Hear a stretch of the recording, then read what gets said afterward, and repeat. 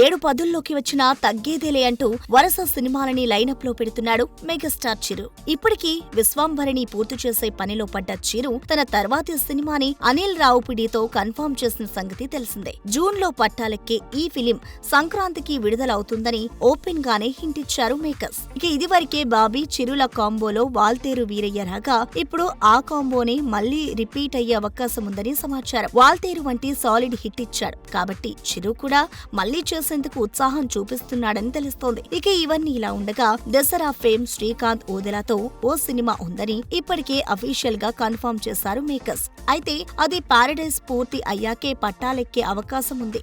వీళ్లతో పాటు వెంకీ అట్లూరి కూడా చిరంజీవికి ఒక కథ వినిపించాడని, బాబీ శ్రీకాంత్ ఓదెల సినిమా తర్వాత ఈ సినిమానే పట్టాలెక్కే అవకాశం ఉందని టీ టౌన్ లో టాక్ వినిపిస్తోంది. ఇక ఇటీవలే లక్కీ భాస్కర్ తో ఓ సూపర్ హిట్ కొట్టాడు వెంకీ అట్లూరి. ఇప్పటికే సూర్య, ధనుష్ లలో ఒకరితో సినిమా చేయబోతున్నారని కోలీవుడ్ లో టాక్ చక్కర్లు కొడుతూనే ఉంది. అదయ్యాక చిరుతో జట్టు కట్టనున్నాడన్నమాట. మొత్తానికి మరో 2 ఏళ్ల పాటు చిరు డైరీ ఖాళీగా కనిపించే పరిస్థితి లేకపోవడంతో మీరు ఇలాగే సినిమాలు చేస్తూ ఉంటే మేము చూస్తూనే ఉండాలి అని మురిసిపోతున్నారు మెగా ఫ్యాన్స్.